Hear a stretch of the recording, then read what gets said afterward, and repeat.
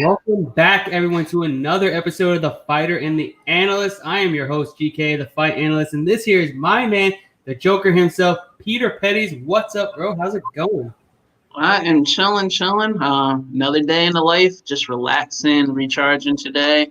It's been a long week of training, little bumps and bruises. Hoping it's not too bad, but can't complain. Nonetheless. Absolutely, my man. Before we get this podcast rolling, I want to give a shout out to our sponsors. Guys, head over to manscaped.com for the best male grooming products on the market. Use promo code TFTA20 for 20% off your order and free shipping. Also, head over to Our Life CBD for the best CBD products on the market. 10% off your order. All right. With that said, man, how's it going? What's new in the life? Man, what's going on? Let me see. It's been a busy week of training. Been doing 6 a.m. workouts with Sadiq and Tefan. They're in camp a little bit.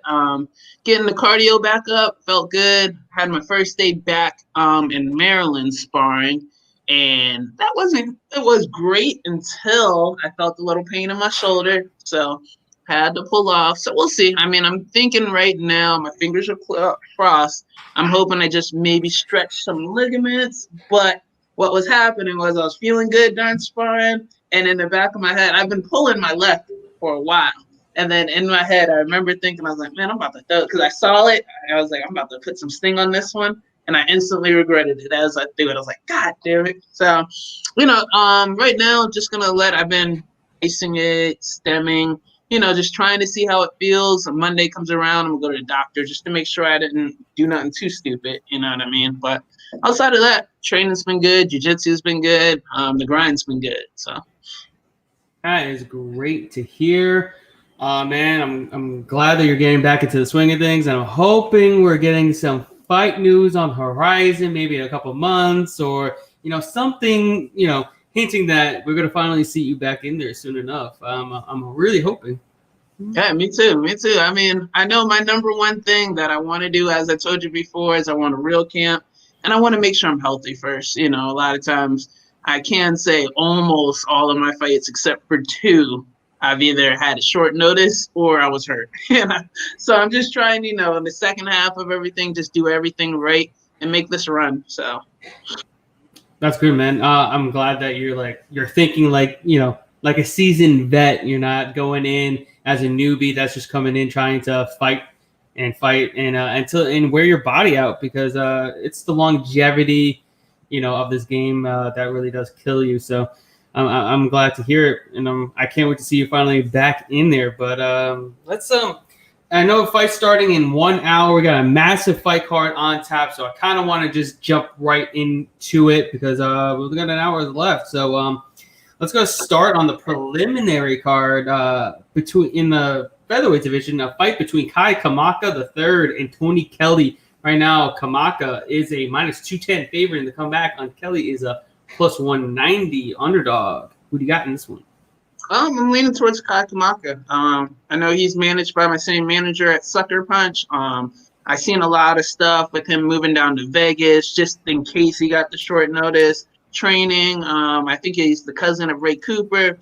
So, you add all those factors, it's hard to go against him. When I looked up Tony Kelly, 5-1 on a UFC debut. It didn't look like he really was training prior to getting called up. So, I'm leaning heavy on Kai Kamaka.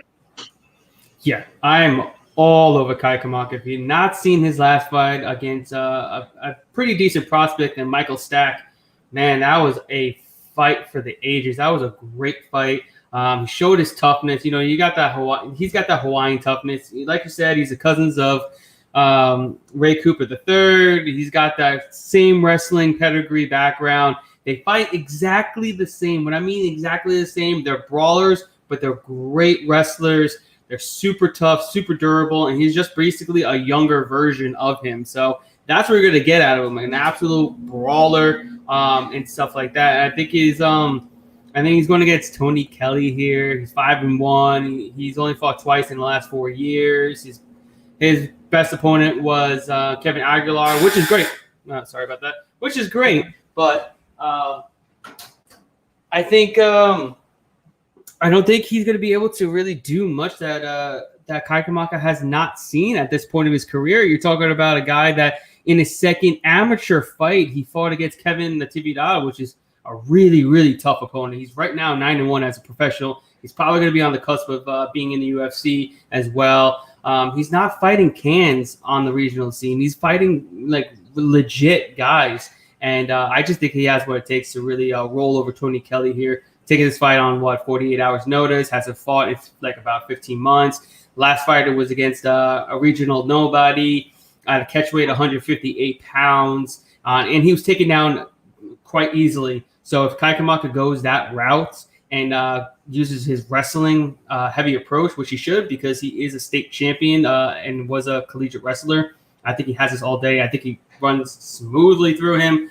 And I think he's a great addition to the UFC, definitely, big time.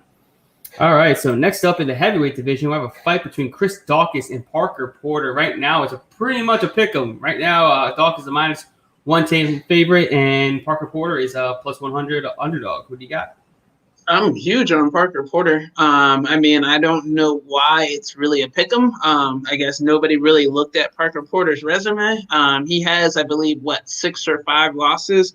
But when you go down his losses, you see some very familiar names like John Jones and Gabriel Gonzaga. They're like legit guys that he's lost to, and his wins are legit. Where I know Daukaus from a CFFC prospect. I don't want to call anyone out, but I think he's pretty built. He's a Philly guy. CFFC is like Jersey, Philly built. So like if you look at his record, a lot of his wins are against guys with less than 4 fights.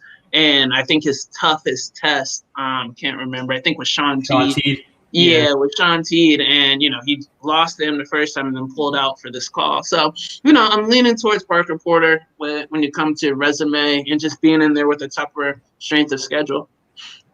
Yeah, I think I'm leaning that way as well. At first, I thought Chris Daukaus just because I've seen more of him, on the regional scene, at CFFC and all that. But then after looking at the tape and looking over, the strength of schedule and all of that, I think Parker Porter really has gotten this. I don't think Daukaus has faced anybody really as good as Porter. I know Porter has 5 losses, but like you said, John Jones, Gabriel Gonzaga, those type of the fighters that he's fighting, and then he's going and fighting Chris Daukaus. And this is a short notice fight for Daukaus. This is arguably the biggest step up in competition in his entire career on short notice, all the way in Vegas. I believe Porter trains in Vegas as well, so I'm leading Porter here as an underdog, and it's a pretty good price here, +100 on a much more experienced fighter here. All right, next up in the women's strawweight division, we have a fight between Ashley Yoder and Livia Souza. Right now, Yoder is a +152 underdog, and the comeback on Souza is a -162 favorite. What do you got? I'm going Souza on this one. It's I haven't seen too many of Yoder's fights. I remember Souza, I've seen a good amount of hers. So I think just from cage experience, her wins, her losses, I'm leaning towards Souza. I'm probably not playing this, but if I had to pick them, I would go with Souza. Yeah, this is a hard fight. I definitely do not want to bet on either side of these two. I think it's much closer than the line's really suggesting. I'm probably going to lean a little bit towards Yoder. I just think I've seen more improvements in her game than I have in Souza. Souza's just looked flat in her short time in the UFC. Even though Yoder lost her last fight against, I forgot her name, but I know who it is off the top of my head. But she just looked improved. She has good striking. She's got good wrestling, and Souza doesn't look as good as her record shows. But I'm leaning towards Yoder at plus money. I'm not betting on this fight, but that's what I got in this one. It's just not a fight I really tell people to bet on. Like, people ask me, should I bet on Souza? I'm like, nope. It's not a bet. It's not a confident play, and I don't want to say, oh yeah, go bet on Souza just blindly. I'm not going to blindly lead you to bet on a favorite who I don't think is going to win. So, all right, next up in the featherweight division, we have a fight between Danny Chavez and DJ Brown. Right now, Brown is a minus 125 favorite, and the comeback on Chavez is a plus 115 underdog. Who do you got? I mean, this is a tough one. I'm not too impressed with TJ Brown. However, I don't know enough about Danny Chavez. I know this is a short notice call up for him. So I see he's from MMA Masters, so it's tough. His losses I really like. Looks like he lost to Jason Suarez, who I know really well down in Florida, as well as my boy Alec, who's originally from around here but moved down to Florida in Sanford. So Chavez has some great losses. It's a toss-up for me. I don't want to get, just pick one to pick one. But if I had to choose, I'm maybe leaning towards Chavez. Agreed. There's a ton of line movement in this fight, too. I think Chavez opened as like a plus 205 underdog, and I wish I snagged it then, but unfortunately I didn't. But I got him at plus 130. I think he's a great bet. I'm not impressed with TJ Brown whatsoever. His gas tank is terrible. His fight IQ is even worse. You're talking about a guy that was winning a fight, gassed out, went for a takedown, left his neck out exposed to Jordan Griffin, who is known for guillotines, and he was able to get choked out in half guard, which is almost extremely hard to do. So I just think his IQ and his gas tank is really going to be the downfall of Danny Chavez. I've actually taken some BJJ classes from him down here. He's a really good coach. He's very knowledgeable. I've seen his fight at Shogun Fights down here at the Hard Rock. Very impressive. That head kick knockout, the guy just face planted right after. It was very, very impressive. It was like quick. Head kick, boom, he was done, lights out. So I think he's more impressive. And like you said, his only 3 losses are against 2 guys that were undefeated or still currently undefeated, and another guy that only had 1 loss and like 6 wins. So you talk about combined 20-1 between those 3 guys. So he's only fought good competition, and then he's coming off 3 knockout wins. So very impressive wins to get to the dance here in the UFC. So I'm riding the dog here. I think he's got momentum. I think he's just all around better. He's a smarter fighter, more power to his punches, and I think he just wants it more. So I'm going to go with Danny Chavez plus 1. It's plus 115 now, but it was plus 130 earlier. All right, next up in the women's strawweight division, we have a fight between Virna Jandiroba and Felice Herrig. Right now, Jandiroba is a minus 265 favorite, and the comeback on Herrig is a plus 245 underdog. What do you got?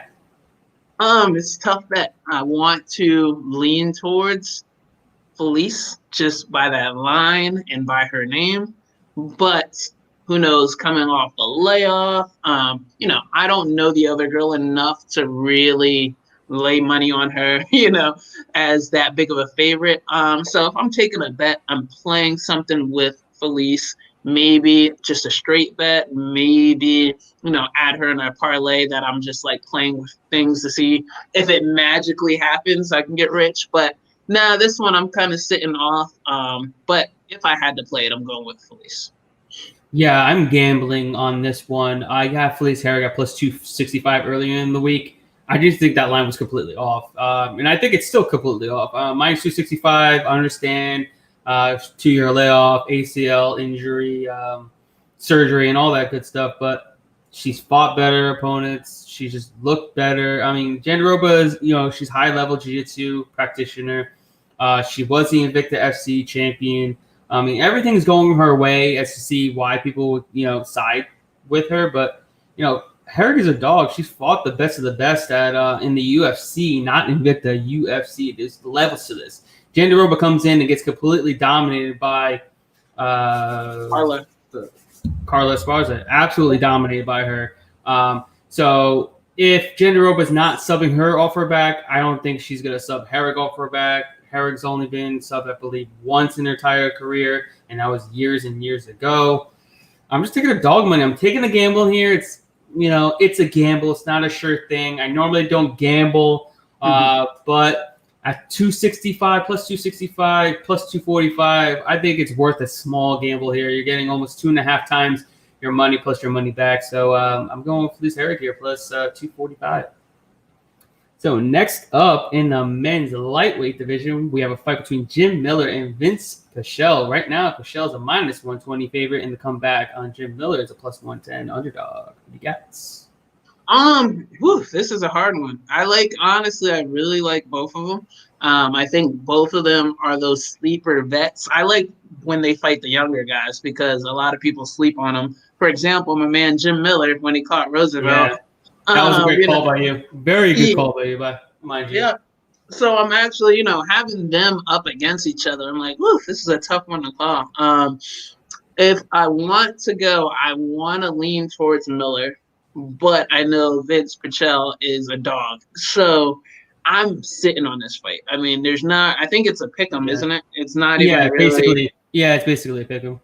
Yeah, so I mean, right now it's one of those where I see it's going to end up being like a flat out brawl. Unless Vince Pichel gets choked out or caught in something, I think it's going to be a 3-round decision, maybe leaning towards him. But if there's some grappling exchanges and he escapes, I could see a split decision going either way. But it's one of those that I think it's just going to be a good fight by two good vets who've been around. So. Yeah, definitely don't want any part of this fight. Betting wise, I'm a fan of Miller. Definitely don't want to bet on him. But if I'm taking someone to win, I'd probably take Vince Pichel. I just think he's got the less wear and tear on his body. Even though I heard he's coming off a shoulder surgery, but I just think if it stands on the feet, I think he has it all day. Jim Miller is not the best of a striker, as we've seen against Scott Holtzman just 2 fights ago. He got completely pieced up, and then we know what happened to Holtzman against Dariush. So you know how that works. So I'm probably going to take Pichel here, minus 120. I'm not betting it, but if you're looking to bet, that's my side. All right, next up in the bantamweight division, we have a fight between Merab Dvalishvili and John Dodson. Right now, Dvalishvili is a minus 255 favorite. The comeback on Dodson's a plus 235 underdog. What do you got? Man, this is another one of those bets. I mean, one of those fights where it's like, do I really want to think Merab is? Do I really want to put that much juice on Merab? I really hate John Dodson's fighting style and everything about it. But he gets it done, and I just feel like he can have one of those sneaky flash KOs or something. He's very explosive. You always got to be wary of him. And for pretty much what you said, it's one of those things where it doesn't hurt to take a little gamble on John Dodson. You do a Dodson and Felice Herrig, little parlay. Oh, wow. Yeah, that's not bad. That's not bad. Yeah, so, it's one of those. I'm not playing this one at all. I may play something small with Dodson, but outside of that, I'm pretty much sitting on this one. Yeah, unfortunately, the line ballooned up exactly where I thought it should have been to begin with. It opened at minus 160, and now it's all the way up to minus 255. I bet on Merab at minus 185 earlier in the week. Merab is an absolute cash cow for me. He should be 6-0 in the UFC. Should be riding a 10-plus fight win streak as well, coming from the regional scene. He's just so good. His cardio is just amazing. He holds the records for the most takedowns landed in a single fight. He holds the record for the most takedowns landed by a bantamweight in the bantamweight division in only 6 fights. He averages over 8 takedowns per 15 minutes. He averages over 15 takedown attempts per 15 minutes. So that's just insane. John Dodson has never, ever really faced anybody other than Demetrius Johnson that attempt that many takedowns. And then you saw what happened in that fight. He was taken down numerous times. And then at 35 years old, in a small octagon, I don't know how he's going to be doing defending takedown after takedown after takedown after takedown. I just don't think he's going to be able to. And plus, he's low volume, so he literally has to win by KO. He's going to lose on the scorecards if he doesn't get a knockout. That's the way it's going to happen. I think right now, Merab to win via decision is minus 185. You could cut the juice down a little bit at least to where I got him at the money line. That's normally the way he's going to win. He's going to pick him up and just take him down. And Dotson's going to scramble back to his feet, but he's going to take it down again. And this is something that people really don't know. Merab has outstruck every single one of his fighters, his opponents at distance, every single one of them, because of the fact that they have to be worried about his takedowns. So they're not really wanting to engage with him, and they're just letting him get in around his waist. They're trying to get the underhooks so that they don't get dumped on their head. But unfortunately, it doesn't really matter. He's going to dump you on your head anyways. So I'm all over Merab Dvalishvili. I think you can anchor him in your parlays. You can take him via decision as well if you have that prop. But yeah, I'm going with Merab here. I'm pretty heavily invested in Merab in this fight. All right, next up in the men's featherweight division, we have a fight between Herbert Burns and Daniel Pineda. Right now, Burns is a minus 255 favorite, and the comeback on Pineda is a plus 235 underdog. What you got? This is pure emotion. I'm going with Burns just because I really don't like Pineda. Really? And it's just I need to know this. It dates back to last year. Actually, right before I signed to the PFL. He was still on the regional scene in a Texas card. I think it's called Fury or whatever. I guess it's like Ray Trujillo, right? Say it again. And he beat Ray Trujillo on that card, right? Yeah, yep. But my name was in there before, and the promoter had said something like, "Most feared man in Texas. Nobody wants to take this fight." And my manager was like, "We offered you Peter Petties and you denied the fight." So then it just became this whole like it's probably got like 100 comments of people just going back and forth. He ended up fighting Trujillo, who was like, I think lost 15 and like 30 or something. And we're like, dog. And then, it's carried on. Then he got signed to the PFL after my shoulder, and his guy missed weight. So he got to walk into the playoffs. But I was impressed for a second when he beat the Russian dude and Jeremy Kennedy, but then he popped for roids. So then I was like, I'm not impressed anymore. I mean, I thought like when I seen him on tape in the PFL beat the Russian dude, I was like, oh, he's not bad. Okay, he has some stand up. But then when he popped, I was like, no wonder his performances look too different. You know what I mean? It's like Vitor before the juice and after the juice. It's like, come on now. But one of these fights, I do think, depending on which one we get, are we getting, post PEDs, or are we getting regular Pineda? I will respect the skill set and say it's an interesting matchup because you got two BJJ black belts who, if they neutralize each other on the ground, then it's just going to become a stand-up war. And then also, I'm still leaning towards Herbert in that realm, where at Sanford, he has Henry. It's not like he's just a ground guy coming out there. So, I'm leaning towards Herbert on this, but I do think you have a good line. When I take the personal out of it, I do think it's not a bad bet if you sneak Pineda in there on a parlay or something small, just because the line is so huge.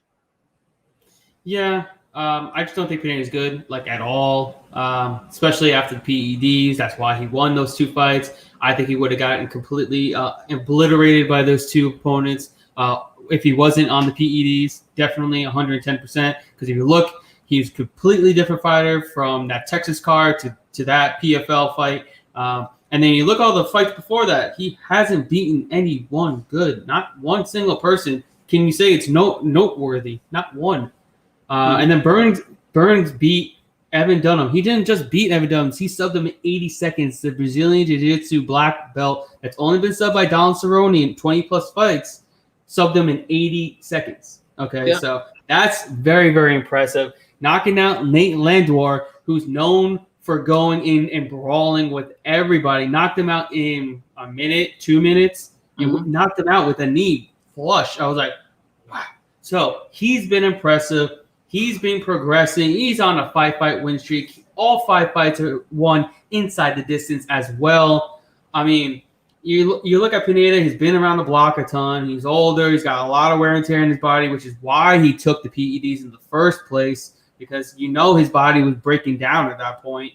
And then you look at the ground game. Yeah, he's a Brazilian Jiu-Jitsu black belt, but he's been subbed 6 times on the regional scene. Chad Skelly subbed him way back in the day via knee bar. This hits the mat. I think Burns subs him fairly quickly. There's, like you said in other things, there's black belts, but there is a level between black belts. Am I right? Yeah, no, I agree. 100% agree. Yeah. So I think there's a massive discrepancy between the two black belts, and I think Burns is going to go in there. And I know he was overweight by 3.5 pounds, but from what I've seen, he didn't look bad on the scales. His body just couldn't cut any more water weight, and he looks like he should be fighting at 155 anyways. I mean, he's pretty tall for the division. He's 5'10". He's bigger. He's bigger than Pineda as well. So I just think that extra weight advantage is really going to help him. And once this hit the mat, which I know for a fact he's going to, Burns is getting the submission. I actually took him via submission as well, minus 160. Actually, no, I dropped all the way down to minus 103 on one of my books. But and yeah, I think he's going to run away with this. Like, this is another layup fight for him. He's just going in there and fighting to fight. He's just like his brother. And I love that about the Burns brothers. They're just fighters. And I'm taking Burns all day in this one. I agree. All right. So next up in the heavyweight division, we have a fight between Jairzinho Rozenstruik and Junior Dos Santos. Right now, Rozenstruik is a minus 122 favorite, and the comeback on JDS, the plus 112 underdog. What do you got? Man, it's tough. I am leaning towards JDS, man. I just haven't been impressed with Rozenstruik's resume for the most part. I think, up until that was the Alistair fight where Alistair was pretty much going to win the decision before he broke his face, right? Pretty much, yeah. Yeah. So, I think, outside of that, I think if JDS comes correct, keeps the distance, boxes him up, I think it's an easy fight for him. And as long as he just doesn't get caught and uses his range, I think it's an easy fight. He cruises to a decision, maybe finishes him in the second. So, yeah, I'm going JDS on this one. Man, this is such a hard one. It really is, because I don't know, like I can't find a clear path to victory for either one of these guys. I don't know whose chin is going to be worse. I don't know who's going to crack whose chin. It's a very, very evenly matched fight. Rozenstruik, I think, has more diversity in his striking, with his kicks, but he's super low volume. JDS definitely has tons of power, but his chin has been cracked numerous times. Ton of wear and tear on there, but he has such a clear path to victory if he just goes and wrestles Rozenstruik. But I don't think he's going to do that. You're talking about, he's later in his career, and then even if he does do that and Rozenstruik was able to get back up or just survive the round, he's going to be gassed wrestling at this given stage of his career. So if I'm picking, I would go Rozenstruik just because he's fresher. He's a younger, fresher fighter, less wear and tear in his body, and I think it's just got more to give in this fight. But it's not a fight that I'm betting on whatsoever. All right, so next up in the co-main event of the evening, this is one, if not the best fight, in my opinion, on the card, because I'm very invested in this, and I know a lot of people are as well, between Sugar Sean O'Malley and Marlon Chito Vera. It's going to be a great fight. Right now, O'Malley is a minus 250 favorite, and the comeback on Vera is a plus 230 underdog. Who do you got? It is tough. It's another one of those bets where it won't hurt to throw a little something on Cheeto just in case he does it. But I do think O'Malley, I think the one thing that people are also outside of the hype job that they're giving him, he has skills, man. He's huge for the weight class. He has a laser right hand where if he lands, you're going to sleep, almost Connor-like. And the guy has flash. And what I mean by that is, the guy can spin, but people don't realize when he spins, he isn't spinning to get you to set up his left hand like Connor is. Like, when he spins, if that heel lands, you're going night. You know what I mean? He has knockouts with that. And I thought the biggest thing that I also find interesting about O'Malley is outside of that, the ground game that we haven't really been exposed to, he has a great ground coach in Augusto Mendes. And I think that I keep forgetting his name. Every time I try to mention it, it's Augusto Mendes. He was a UFC fighter and everything. Yes. Yeah. Go on. But yeah, I think people often overlook the fact that he has a great coach. And like we talk about levels, and I always like to bring that level of jiu-jitsu just because a lot of people don't realize that Augusto Mendes is a multiple-time world champion in IBJJF.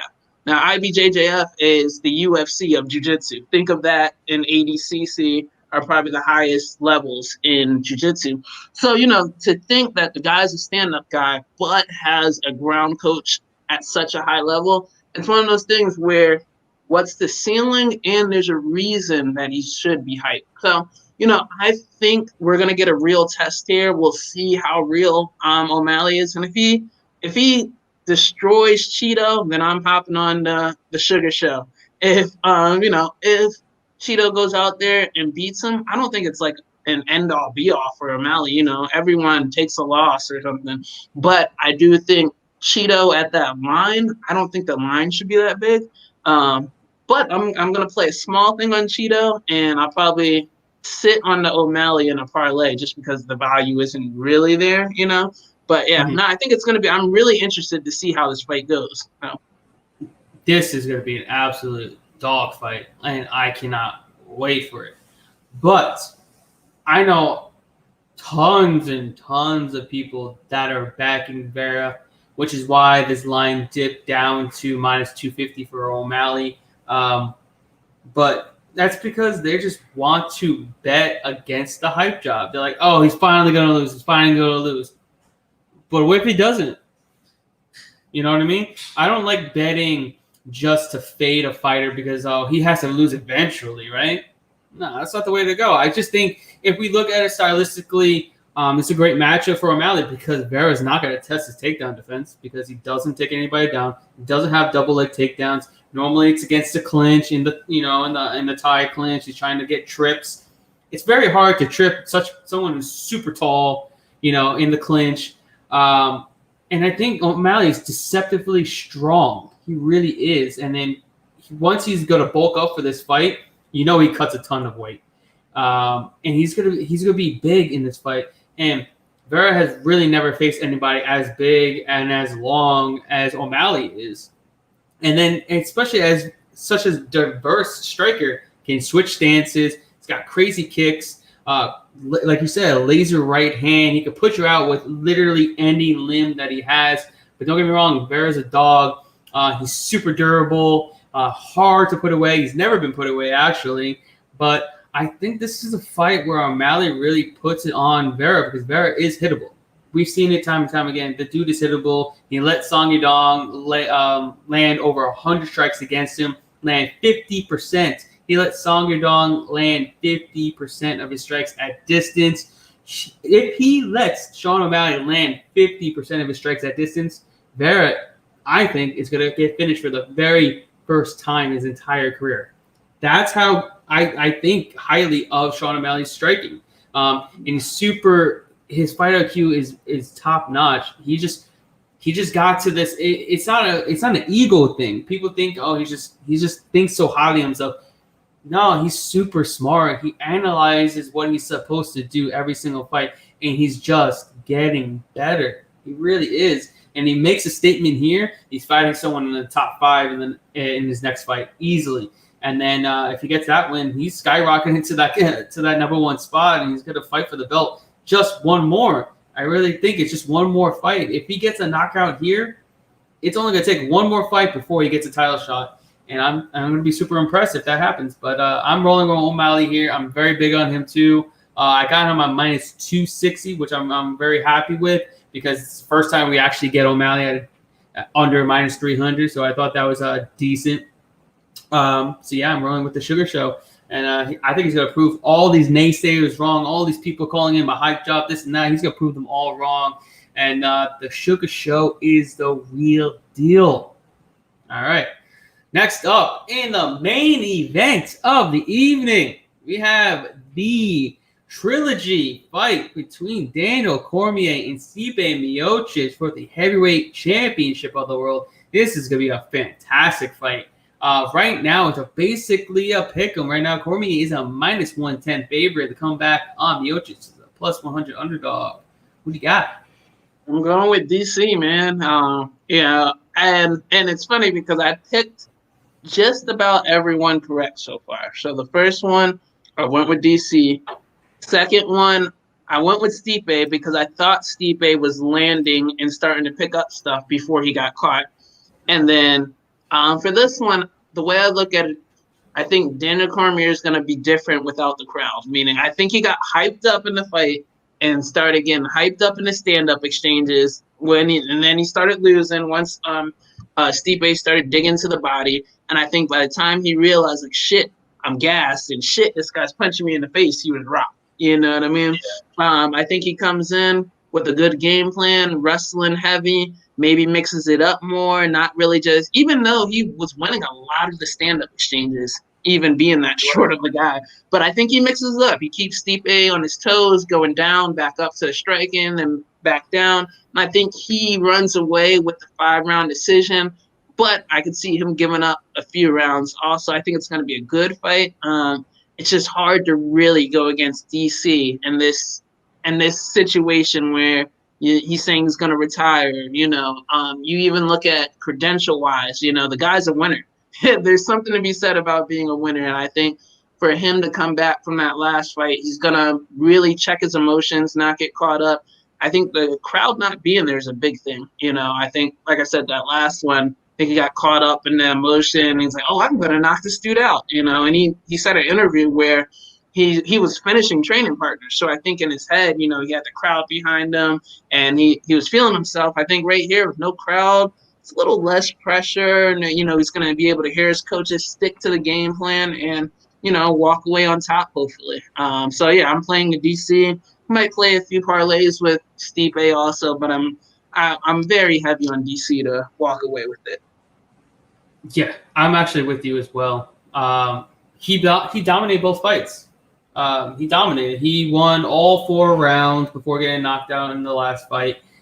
He knocked him out in the first fight.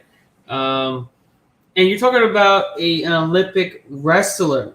He landed the most strikes in a single fight in the heavyweight division in his last fight against a Golden Gloves boxing champion, Stipe Miocic. He landed 181 strikes in that fight, which is absurd.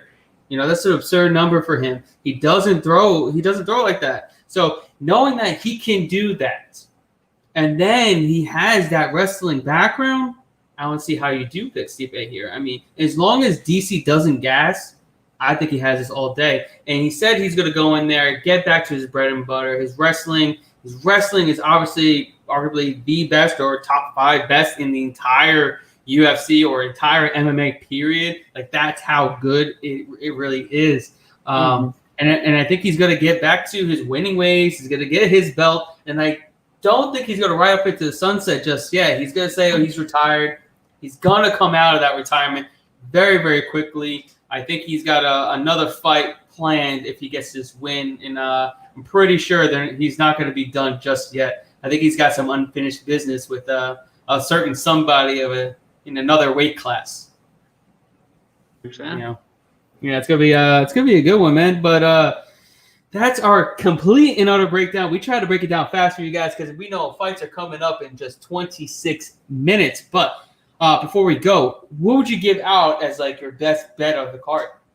Let me go to the card really quickly. Best bets. I think I'm playing this parlay myself. Kai Kamaka, Parker Porter, and let me see. Let me finish that off with right then and there. That's almost plus 200. I like that. Oh, really? On Kai Kamaka and Parker Porter? Mm-hmm. Huh. Okay. Well, you can play that. Your money. And I'm thinking about adding in, that with a little bit of Herbert Burns action also. That's not bad too. Plus 311. That's pretty good one. That's what I'm playing. I mean, I have a few that I'm probably going to do that with. I actually have to get my bets in before the starts, but probably going to do that with DC capping it off also, and or maybe a few with Stipe. We're small, you know what I mean? Yeah. Make it all work out. I like it, man. We're going to be cashing out big tonight. I'm telling you guys, we're on a super crazy run. Over the last month, we've been absolutely on fire. Last 7 days, we were up over 11 units. If you guys don't know, units is basically how much you guys are betting per play. So say if you're just a $10 better, you're up $110 over the last 7 days, which is great. Absolutely fantastic. But yeah, that's what we got for you guys this week. Thank you all for showing up and showing your support and being here with us and in the comments. Thank you all, Ryan, Brian, Shara, everybody, man. Thank you all so much. And we're gonna be back next week around the same time, cashing out more bets with you guys. Before we go, man, where can everybody find you on social media? Follow me at Instagram or Twitter at Why So Serious MMA. You guys can friend request me. Just don't be weird on Facebook. So. All right, guys, you know where to find me at Fight Analysts on Twitter, The Fight Analysts on Facebook and Instagram. Guys, head over to thefightanalyst.com. Get my packages right now. Send me a message if you want to get in on the plays. I can get you them immediately. So just send me a message and let's get this money. With that said, we will see you guys cashing out at the ticket window. Until next time, we're out of here. You guys have a great night.